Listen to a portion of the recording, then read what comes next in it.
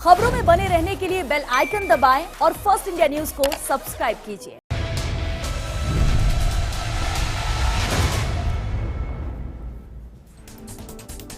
नमस्कार, स्वागत है आपका बिग फाइट लाइव में। आपके साथ मैं हूं श्वेता मिश्रा।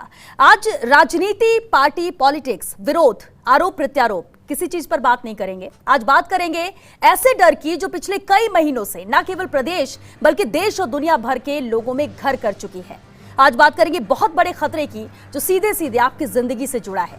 जी हां, हम बात कर रहे हैं कोरोना की, जिस पर से धीरे धीरे लोगों का ध्यान हट गया है, कम हो गया है। कोरोना का पीक अभी दूर है, फिर भी लापरवाही भरपूर है। पीएम से लेकर सीएम और सरकारें भी आगाह कर रही हैं, फिर भी लोग हैं कि मनमानी पर अड़े, यानी महामारी पर लापरवाही का आलम है। आखिर इसकी वजह क्या है? कौन सी मजबूरी है जो हम नियमों का पालन नहीं कर रहे, या हमारी सोच में ही कुछ दिक्कत है जो हम अपनी और दूसरों की जान से खिलवाड़ करते हुए भी अपनी जिद को पूरा करते रहते हैं? आखिर ऐसे हालात क्यों हैं? बिग फाइट लाइव में आज चर्चा इसी पर।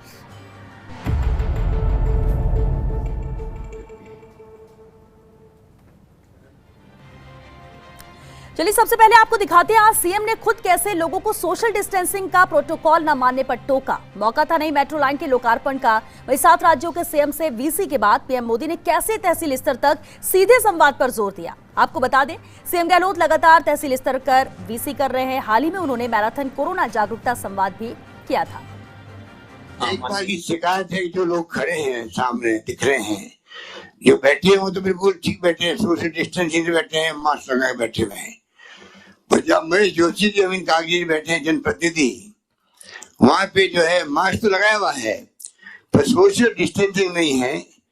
और जयपुर में और राजस्थान में संख्या बढ़ रही है, हमारे लिए चिंता का विषय बना हुआ। कोरोना को लेके टॉप प्रायोरिटी की बात है हमारे लिए, हम कैसे सोशल डिस्टेंसिंग मेंटेन करवाएं।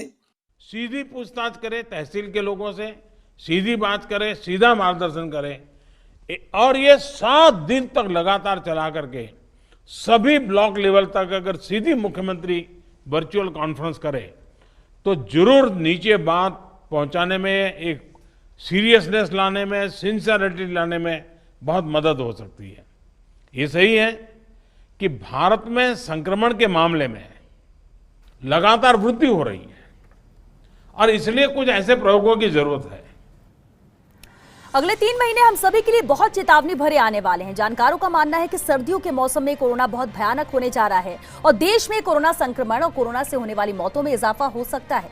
कोरोना का पीक अभी दूर है, फिर भी लापरवाही भरपूर हो रही है। पीएम, सीएम और सरकारें लगातार लोगों को आगाह कर रही हैं, लेकिन अहम सवाल है कि आखिर महामारी पर हम क्यों हैं लापरवाह? बहस आज इसी पर करेंगे। चर्चा के लिए बेहद खास मेहमान हमारे साथ जुड़ चुके हैं, चलिए उनसे रूबरू करा दें आपको। हमारे साथ है रामनारायण मीणा जी, कांग्रेस विधायक हैं। पंकज जोशी जी हमारे साथ हैं, बीजेपी नेता है। डॉक्टर पंकज गुलाटी हमारे साथ हैं, श्वास रोग विशेषज्ञ हैं। और साथ ही भूरा राम चौधरी जी हमारे साथ हैं, पूर्व प्रशासनिक अधिकारी हैं। बहुत स्वागत है आप सभी का बिग फाइट लाइव में। रामनारायण मीणा जी, शुरुआत आपसे ही करते हैं। देखिए, सरकारें कोशिश कर रही हैं, फिर वो राज्य सरकार हो, केंद्र सरकार हो, गाइडलाइन से लगातार सख्ती से पालना कराने की बात कही जा रही है। इसके बावजूद लापरवाह हैं लोग। कैसे इसे दूर किया जाएगा? क्या आपको लगता है कि कुछ और नए कदम उठाने की जरूरत है? कैसे अवेयर किया जाए लोगों को जब 6 महीने में भी अभी नहीं जागे हैं?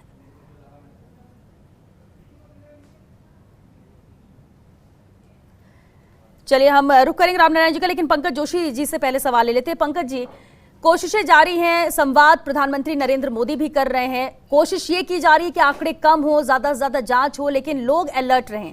क्या आपको लगता है कि अवेयरनेस की अभी भी कमी? क्योंकि 6 महीने बीत चुके हैं, अब तो हर किसी को समझ जाना चाहिए, लेकिन पहले जो गंभीरता थी वो अब लापरवाही में नजर आ रही है। देखिए श्वेता जी, मैं कह रहा हूँ कि जो है आपने बिल्कुल ठीक कहा कि लोग भी लापरवाह हैं और अब जो है लगता है कि सरकार भी जो है इस और जो है उनका जो फोकस है वो शायद यहाँ से हट गया है। क्योंकि जिस तरीके से आप देखें तो जिस तरीके से 3 महीने जब लॉकडाउन का पीरियड था तो आप देखिए कि जिस तरीके से सख्ती थी, जिस तरीके से जो है काम हो रहा था, उसमें कहीं ना कहीं जो है राजस्थान का एक आंकड़ा ठीक आया था, प्रधानमंत्री जी ने कहा था। लेकिन उसके बाद प्रधानमंत्री जी ने एक बार कहने के बाद ऐसी स्थिति बनी कि शायद हमें जो है एक बार अब ये हमें गोल्ड मेडल मिल गया, अब हमें शायद ये जो दौड़ है जो खत्म हो चुकी है। लेकिन ये जो हालात बने हुए हैं वो हालात लगातार जो है बद से बदतर होते जा रहे हैं। और जयपुर के बारे में आपसे पहले भी जब चर्चा हुई थी, हमने लोगों ने उस टाइम पे भी कहा था कि आज भी हमें जो है लगातार जो है वो स्टेप्स उठाने पड़ेंगे कि जिन स्टेपों को जो है आगे आकर के उठाने पड़े वो पहले ही उठाने पड़ेंगे। आप देखिए केंद्र सरकार ने 15 दिन पहले कहा था, जिसमें कहा था कि 4 स्टेट के पास ऑक्सीजन की प्रॉब्लम हो सकती है, इनको अपने आगे के ऑक्सीजन के जो है प्रॉपर तरीके से रखना चाहिए। आज हम जो है 10 दिन बाद जाकर के आगे वही जब लगे हमें लगातार जमा, तो हमें लगा। आज आपको एक चीज और बताता हूं कि जिस टाइम पर हमारे पास एक्टिव केसेस थे उनमें से 3% केवल जो है सीरियस केसेस थे, और आज के अखबार के हिसाब से आप देखेंगे तो 1480 यानी कि 6000 के ऊपर 1480 यानी कि करीबन 23% जो है सीरियस केसेस जो है एक्टिव केसेस में से हैं। तो यदि ये संख्या बढ़ती है तो निश्चित रूप से बड़ी जो है भयंकर स्थिति जो है राजस्थान के लिए हो सकती है। बिल्कुल, और अगले 3 महीने चेतावनी भरे हैं ये भी कहा जा रहा है। डॉक्टर पंकज गुलाटी का रुख करना चाहेंगे। पंकज जी, देखिए डॉक्टर्स की भूमिका भी अहम है, लगातार आप लोग भी अवेयर कर रहे हैं, गाइडलाइन सबको पता है, क्या सिम्टम्स हैं वो सबको पता है, लेकिन आप वजह क्या मानते हैं कि मामले लगातार बढ़ रहे हैं, लापरवाही लगातार बढ़ रही है? जो डर एक वक्त था अभी वो बढ़ना चाहिए लेकिन वो कम होता जा रहा है। इसके लिए कई सारी चीज़ें जिम्मेदार हैं। मेरे को ऐसा लगता है कि जो लोग बाग हैं उन्हें लग रहा है कि अपने आसपास किसी को देखा है उन्होंने, वो ठीक हो गया है, तो 80% लोग तो ठीक होंगे ही बिना किसी प्रॉब्लम के या बिना किसी परेशानी के। पर ये बात समझ लेनी चाहिए, जो लोगों को दिक्कत हो जाती है, जिन लोगों के लंग्स इन्वॉल्वमेंट हो जाते हैं, उनमें ये बीमारी गंभीर रूप से होती है, जानलेवा भी बन सकती है या जीवन भर के लिए किसी भी आदमी को क्रिपल्ड कर सकती है। उस व्यक्ति को जीवन भर जो लंग्स हैं उसकी प्रॉब्लम बनी रहने वाली है। तो बीमारी को हल्के में लेना बिल्कुल भी ठीक नहीं है, और जो भरसक प्रयास करे जा सकते हैं। अभी तक हमारे पास कोई वैक्सीन नहीं है, प्रोटेक्शन के लिए हमारे पास जो चीज़ें हैं वो मास्क है, सोशल डिस्टेंसिंग है, यही चीज़ें हैं जो हमें आज की डेट में फॉलो करनी चाहिए, जो हमें इस बीमारी से बचा सकती हैं। बिल्कुल, और ये 2 चीजें हैं जिसका जिक्र प्रधानमंत्री से लेकर मुख्यमंत्री से लेकर हर कोई आगाह कर रहा है कि आप इनकी पालना करें तो आप यहाँ पर संक्रमित नहीं होंगे, लेकिन लापरवाही यही है कि लोग ये 2 चीजों की भी पालना नहीं कर रहे हैं, मामले लगातार बढ़ते जा रहे हैं। रामनारायण मीणा जी हमारे साथ जुड़ चुके हैं, कांग्रेस विधायक हैं। रामनारायण जी, अब देखिए प्रदेश की बात करें तो मुख्यमंत्री गंभीर हैं, लगातार वीसी के जरिए जुड़ रहे हैं, लगातार हिदायतें दी जा रही हैं, निर्देश दिए जा रहे हैं, जहां जो कमी सामने आ रही है उसे दूर करने की कोशिश की जा रही है, लेकिन मामले बढ़ रहे हैं क्योंकि लोग लापरवाह हो चुके हैं। अब इसके लिए भी क्या कुछ सरकार करने की कोशिश कर रही है? क्योंकि 6 महीने बहुत होते हैं समझाने के लिए, मौतों के आंकड़े काफी है डराने के लिए, लेकिन इसके बावजूद भी लापरवाह बने हैं लोग। देखिए श्वेता जी, ये प्रश्न राजस्थान का नहीं है। हमने कभी सोचा नहीं था कि 50 लाख पार हिंदुस्तान की कोविड केसेस हो जाएंगे। ये अलग अलग स्टेट को नाप करने के बजाय हमें सेंट्रल गवर्नमेंट क्या कर रही है, हम स्टेट गवर्नमेंट के लोग जो राज्य में बैठे हैं वो सेंटर को दोष देंगे, सेंटर वाले स्टेट को देंगे, ऐसा कभी नहीं होता था। हम अलग नहीं है, भारत एक है, भारत का सब राज्य एक है। गवर्नमेंट ऑफ इंडिया में जिस तरह से खेल हो रहा है वहां से कोई गाइडलाइंस के अलावा कुछ नहीं आ रहा है संसाधन के नाम पे, और नहीं आज ICMR से जिस तरह से हमने इक्विपमेंट्स मंगाए वो सब घटिया स्तर के आए। तो हमें अपने तरीके से चलना पड़ेगा। ये सही है कि जनता को कोविड के साथ जीना सीख रही है, जो कि हमारे लिए गलत होगा। मास्क के अलावा या दूसरे छोटे संसाधन के अलावा हमारे पास कुछ भी नहीं है।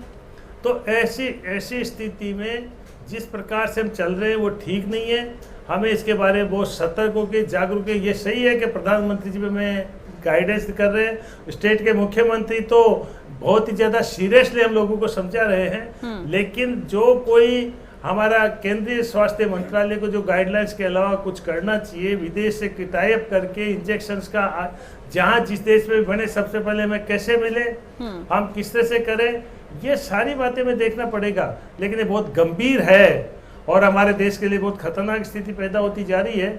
इसको सीरियसली लेना पड़ेगा, एक दूसरे के ऊपर आरोप प्रत्यारोप लगाने के बजाय, क्योंकि आज जिस तरह से आर्थिक स्थिति हमारी कमजोर हो रही है, सीमाओं पे जिस तरह से हमारी स्थिति जो भी हो रही है, हमें लड़ाई झगड़े की स्थितियाँ पैदा हो रही है नेशनल उस लेवल पे, ये सारी बातें देख करके श्वेता जी हमारे लिए वो चिंताजनक है।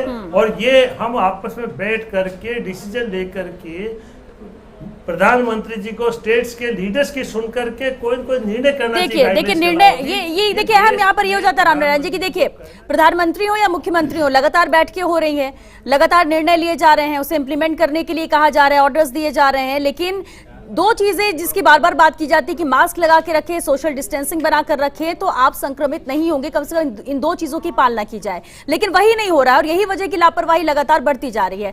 पूर्व प्रशासनिक अधिकारी भूराराम चौधरी जी भी हमारे साथ जुड़ चुके हैं। भूराराम जी, प्रशासनिक अधिकारी आप रहे हैं और एक बात जरूर, फिर चाहे यहां पर हम बात करें, राजधानी जयपुर की बात करें, प्रदेश के हर जिले की बात करें, एहतियातन 144 धारा लागू कर दी गई है, बहुत ज्यादा अहम निर्देश भी दे दिए गए प्रशासनिक अधिकारियों को कि पालना कराएं इसकी, लेकिन लोग लापरवाह हैं। आपको क्या लगता है कि अधिकारियों को जो काम दिया जा रहा है हर कोई बिल्कुल ईमानदारी के साथ, गंभीरता के साथ कर रहा है, तो फिर लापरवाही कहां पर हो रही है? क्या आमजन ही लापरवाह हो रखा है, इसलिए ये केसेस बढ़ रहे हैं, संक्रमण बढ़ता जा रहा है?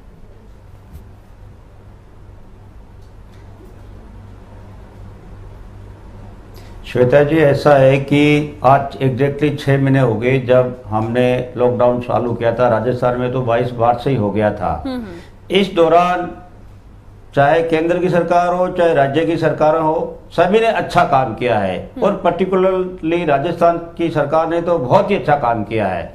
बट हमको एक बार ये सोचना पड़ेगा कि कोरोना आज ही आया है और मैं राजस्थान के मुख्यमंत्री महोदय से निवेदन करना चाहूंगा कि आगामी 2 अक्टूबर जो महात्मा गांधी जी की जयंती और उनका गांधी जी में बहुत विश्वास भी है, 15 दिन के लिए राजस्थान के अंदर एक जबरदस्त अवेयरनेस प्रोग्राम चालू करना चाहिए।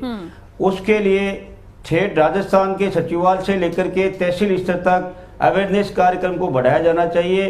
कलेक्टर्स के द्वारा जो विभिन्न संगठन होते हैं, सामाजिक संगठन, उनकी मीटिंग दोबारा से ली जानी चाहिए, चाहे वो व्यापारिक संगठन हो, चाहे किसी पर्टिकुलर बाजार का संगठन हो, चाहे स्वयंसेवी संस्थाएं हो, चाहे धार्मिक संस्थाएं हो, उनकी ड्यूटी लगानी चाहिए और उसके अंदर साथ में सरकारी कर्मचारियों को इन्वॉल्व करना चाहिए और जबरदस्त अवेयरनेस लानी चाहिए कि हर आदमी एक तो मास्क लगाए और 5 आदमी से ज्यादा इकट्ठा नहीं होने का जो आदेश निकाला है उसकी लोग पालना करें। 11 जिलों में हमने धारा 144 भले ही लगा दी हो। मैं अभी आपकी डिबेट में आने से पहले देखने के लिए गया था सिर्फ कि क्या स्थिति है बाजार की। मेरे पड़ोस में कोई बाजार है तो वहां पर मैंने देखा किराना की दुकानों पर 10-10 आदमी खड़े हैं। ये जो पानी पतासे वाली जो ठेले होते हैं उसमें 10-10 बच्चे और औरतें खड़ी है। मेडिकल शॉप है तो वहां भी 10-10 आदमी खड़े हैं, तो कहीं पालना नहीं हो रही है। तो कलेक्टर्स को चाहिए कि एक बार जबरदस्त जो है अवेयरनेस लाने के लिए मीटिंगें बुलाई जाए, मोहल्ला समितियों की मीटिंग बुलाई जाए, संगठनों की मीटिंगें बुलाई जाए और लोगों के अंदर जबरदस्त अवेयरनेस लाई जाए। क्योंकि सरकार के अकेले बस की बात नहीं है कि सरकार को डंडे के जोर पर लोगों को कह देगी। एक राजनीतिज्ञों से मैं निवेदन करना चाहूंगा कि कृपया 15 दिन के लिए आप अपने कार्यक्रम को मिनिमाइज कर लें, कोई फर्क नहीं पड़ता उससे। इन लोगों के प्रोग्राम होते रहते हैं, ये धड़ल्ले से पार्टिसिपेट करते हैं और आंकड़े भी हमारे सामने हैं कि हमारे करीब राजनीतिज्ञ है उन सबको कोरोना हो रहा है। तो इसका मतलब है कि वो भीड़ को अवॉइड नहीं करते हैं, तो उनको वहां से संकल्प लेना पड़ेगा कि हम अगले 15 दिन के लिए कोई काम नहीं करेंगे, पूरा अवेयरनेस लाएंगे। बिल्कुल, ये अवेयरनेस कैसे आएगी? जब आप खुद इसको इम्प्लीमेंट करेंगे तब ही होगा। और इन कार्यक्रमों की बात करें जहां लोग इकट्ठे हो जाते हैं, और इसी को लेकर आज मुख्यमंत्री ने कहा था जब उद्घाटन वो कर रहे थे, लोकार्पण कर रहे थे और वीसी के जरिए उन्होंने किया, लेकिन उन्होंने ये बात साफ कही कि सामने बैठे लोग थोड़ा नजर आ रहे हैं कि मास्क में है, सोशल डिस्टेंसिंग में, लेकिन जो पीछे लोग खड़े हैं जरा भी सोशल डिस्टेंसिंग नहीं है। यानी कि नजर आता है साफ और हर किसी को दिखता है, लेकिन इसके बावजूद भी पालना नहीं हो रही और यही वजह कि संक्रमण बढ़ते हैं और इसके बाद फिर जब लापरवाही होती है तो किसी न किसी के सर पर ठीकरा फोड़ा जाता है। पंकज जी, अब जिस तरह से इनका भी कहना था, भूराराम जी ने साफ कहा कि इस तरह के कार्यक्रमों को अवॉइड करना चाहिए, अवेयरनेस प्रोग्राम यहां पर चलाना चाहिए, लेकिन आज बाजारों की हालत वही हो गई है, वापस वही हो गई है। डर कम खत्म होने का मतलब क्या है? क्योंकि अगर लोग ये देख रहे हैं कि इतने % लोग ठीक हो रहे हैं, रिकवरी रेट अच्छा है, तो मौतों का आंकड़ा भी तो देखें। देखिए, मैं यही तो कह रहा हूं ना कि देखिए क्या है कि जब आप किसी चीज के आंकड़े प्रॉपर नहीं देंगे, जब किसी चीज का बेसिकली डर आप नहीं बताएंगे, आप केवल उन चीजों को बेसिकली शॉर्ट करने की कोशिश करेंगे, तो निश्चित रूप से लोगों में जो है भावना बैठेगी कि हमें कोई दिक्कत नहीं है, हो सकता है हमें वायरल हो। दूसरा सबसे बड़ी जो चीजें हैं, देखिए सरकार के हाथ में क्या क्या चीजें हैं, मैं कोई राजनीतिक इसमें नहीं जा रहा हूं, लेकिन आप आज भी देखिए, डॉक्टर साहब नहीं कह पाएंगे, लेकिन आज भी मैं कहता हूं कि डायरेक्टरेट ऑफ हेल्थ में जो है, जहां ऑफिशियल काम होता है, जहां कागज के काम होते हैं केवल, उसमें कितने लोग काम कर रहे हैं भाई आपके मेडिकल स्टाफ के? उन लोगों को क्यों आप मेडिकल वालों को जो है आप कागजों में काम करा रहे हैं? आप उनको जो भी लिपि के काम है, जो भी सरकारी काम है वो कराइए, आप उनको फील्ड में रहने दीजिए। और जो आदमी 2-2, 3-3 महीने से लगातार काम कर रहा है, डॉक्टर काम कर रहा है, वॉरियर्स काम कर रहे हैं, उनको कुछ तो टाइम दीजिए कि फ्री हो, 1-2 कम से कम चेंज बने, और उनको कम से कम जो फैसिलिटी चाहिए। आज देखिए उनको लगातार उनके संपर्क में रहना है, उनको ठीक करना है, जितना काम बेसिकली वो कर सकते हैं क्योंकि टेक्निकल है। आप उनको टेक्निकल काम से हटा करके आप उनको पेपर वर्क में उलझाना चाहते हैं, तो यहां जो परेशानियां हो रही हैं ये भी बड़ी दिक्कत है, क्योंकि आप जो है उनसे पेपर वर्क की कोशिश करते हैं, डाटाज की कोशिश करते हैं कि डाटा जो है मैनेज होने चाहिए। तो मैं कह रहा हूं ये चीजें हटनी चाहिए और जो भी पिक्चर है जनता के सामने जानी चाहिए। डेटा मैनेज होना चाहिए, यानी आप कह रहे हैं कि जो आंकड़े हैं वो क्लियर नहीं है, वो सही नहीं है। देखिए मैं कह रहा हूं ये तो सबने कहा है, किसमें नहीं लिखा आप? मैं कह रहा हूं यदि नहीं है तो सरकार को कहना चाहिए कि पत्रिका झूठी है, भास्कर झूठा है, बाकी जिन लोगों में छपे झूठे हैं, क्योंकि जिन लोगों ने वहां पे पत्रकार जो गए और उन्होंने जो आंकड़े दिए उन पे आंकड़े हैं ही नहीं, क्योंकि अब आप जब आप सब चीजें आने लग गई है, पूरे उसमें आ गई है, तो मैं छिपाने की आवश्यकता क्या है? रामनारायण जी, आंकड़े छिपाए जा रहे हैं, आंकड़े सही बताए जाए, लोगों को डर तभी कायम रहेगा, ये पंकज जी का कहना है।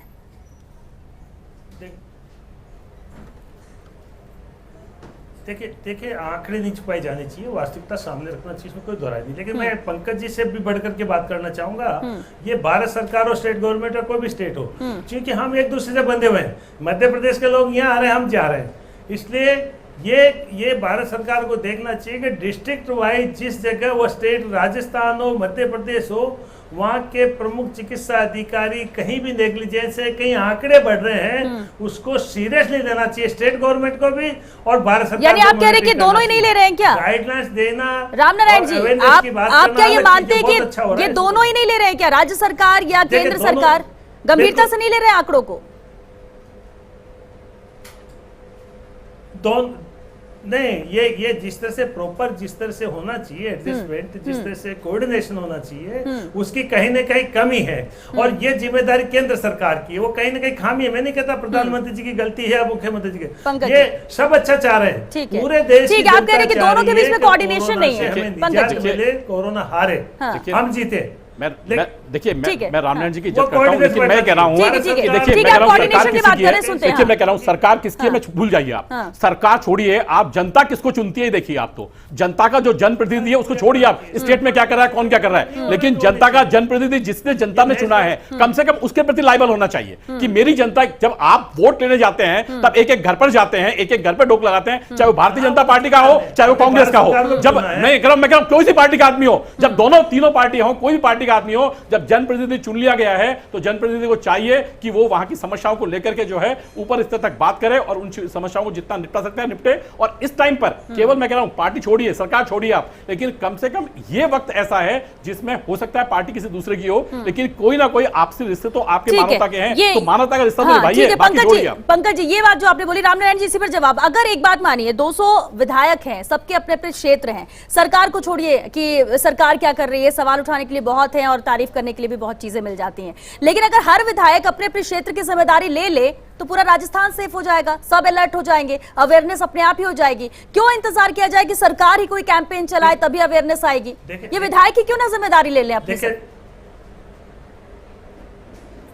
नहीं, देखिए श्वेता जी, मुख्यमंत्री जी ने गाइड किया है और हम उसी तरह से हर क्षेत्र में गए, सारे के सारे विधायकों को किया है। यहाँ तक कि भारत सरकार ने सांसद निधि खत्म कर दी, लेकिन राजस्थान में 1 करोड़ रुपया प्रत्येक विधायक को निर्देश दिया गया है माननीय मुख्यमंत्री जी के द्वारा कि वह इस काम में खर्च करे, कोरोना से लड़ाई के लिए खर्च करे, मेडिकल फैसिलिटी बढ़ाने के लिए खर्च करें, और ऐसा किसी स्टेट में नहीं हुआ, ये केवल राजस्थान है। ये अच्छी बात है, लेकिन हम तो अवेयरनेस की बात कर रहे हैं। रामनारायण जी, चलिए ठीक है, चलिए ठीक है, तो सीएम तो जिम्मेदारी निभा रहे हैं ना रामनारायण जी। चलिए अगर आपने ये बात कही तो सीएम तो जिम्मेदारी निभा रहे हैं, सभी विधायकों को कह दिया गया है, लेकिन विधायक क्या कर रहे हैं? सिर्फ पैसे देना। सुनिए सर, रामनारायण जी, सिर्फ उनकी तरफ से आपको पैसे, हाँ ठीक है, 1 करोड़ बहुत होता है, और 1 करोड़ दे दिया कि ठीक है, जहां पर जो जरूरत है उसे पूरा किया जाए, ठीक है, आप लोग हॉस्पिटल में फैसिलिटी दे देंगे, सब कुछ कर देंगे, लेकिन हम हॉस्पिटल तक लोगों को पहुंचाएं ही क्यों ना लोग पहले अवेयर हो जाएं कि वो संक्रमित ही ना हो, ये आंकड़े कम रहे। हम बाद के लिए इंतजाम कर रहे हैं, लेकिन हम पहले कोई कुछ क्यों नहीं कर रहे हैं? सवाल तो यहाँ इससे लेकर भी उठता है। डॉक्टर पंकज, सवाल तो ये भी उठता है कि हम बात के लिए सोच रहे हैं कि हम ये इंतजाम कर लें, पेशेंट आएंगे, पॉजिटिव होंगे, ये दिक्कतें होती हैं, लेकिन हम तो बात उस पर कर रहे हैं कि लापरवाही आमजन अगर कर रहा है तो इन चीजों को, इन दो बातों की आदत डलवा दें, या फिर जहां लापरवाही सख्ती की जाए तो शायद ये आदत में आ सकता है। ये देखिए, जो बीमारी है वो किसी को छोड़ने नहीं वाली है, ना अमीर को, ना गरीब को, ना किसी नेता को, ना किसी आम आदमी को। अगर किसी को सीरियस डिजीज होगी तो वो सभी को, किसी को भी हो सकती है और किसी भी सीरियस इलनेस तक पहुंचा सकती है। तो ये सबको जिम्मेदारी समझनी पड़ेगी। कुछ तरह के लोग होते हैं, कुछ लोग अवेयर नहीं होते हैं, उसके लिए तो प्रचार प्रसार की आवश्यकता होती है। कुछ लोग अवेयर होते हैं और उसके बाद भी लापरवाही बरतते हैं, तो उन लोगों के ऊपर तो सख्ती करनी ही पड़ेगी। लोगों को भी अपनी जिम्मेदारी समझनी पड़ेगी कि अगर अपने आसपास वो देख रहे हैं कोई व्यक्ति जो नॉर्म से उनको पूरा नहीं कर रहा है, मास्क नहीं पहन रहा है, अननेसेसरी डिस्टेंसिंग कम हो रही है, टोकना पड़ेगा, उनको बोलना टोकना पड़ेगा। पड़ेगा। वक्त तो क्योंकि ये खत्म हो सबकी रहा है। जिम्मेदारी है, भूराराम सभी को चौधरी जी, एक निभानी लास्ट पड़ेगी। कमेंट सर आपसे चाहेंगे, वक्त खत्म हो रहा है। भूराराम जी, कैसे लाई जाए अवेयरनेस?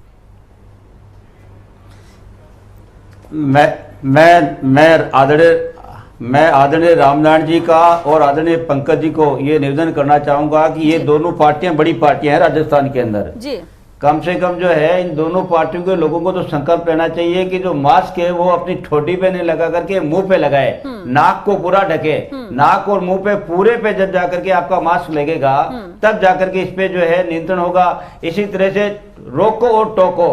कोई भी आदमी बिना मास्क के हमको दिखता है, मास्क लगा रखा है लेकिन प्रॉपर नहीं है, तो उसको रोकना चाहिए, टोकना चाहिए कि श्रीमान जी आप पूरा मास्क ढंग से लगाइए। और इसी तरह से अब सरकार और प्राइवेट एनजीओ है उनकी मिलके टीमें बनाई जानी चाहिए, मोहल्लावार, बाजारवार, और शाम के टाइम में स्कूटर पर 2 आदमी बैठे, एक सरकारी एक निजी, और जहां पर इस तरह के लोग बिना मास्क के दिखते हैं और 5 से अधिक लोग दिखते हैं उनको टोकना चाहिए, उनकी फोटोग्राफी करना चाहिए, और फिर जो चालान का प्रावधान है पुलिस के पास में उसका चालान करना चाहिए। जब चालान कटेंगे, सख्ती होगी, तभी शायद डर होगा, क्योंकि बाकी डर तो नजर नहीं आ रहा है। अवेयरनेस आती है, मैसेज जाता है। बिल्कुल सर, और जरूरत ये भी है। बहुत शुक्रिया आप सभी का इस चर्चा में शामिल होने के लिए, क्योंकि वक्त खत्म हो चुका है। लेकिन अहम सवाल ये कि 56 लाख से ज्यादा पॉजिटिव केसेस भारत में, 90,000 से ज्यादा मौतें हो गई हैं, 6 महीने का वक्त बीत गया है। क्या अभी भी आपको अवेयर करने की जरूरत है? क्या अभी भी आपको बताने की जरूरत है कि कोरोना कितना खतरनाक है? कितने परिवार के लोगों ने अपने सदस्यों को खो दिया है सिर्फ इस महामारी की वजह से?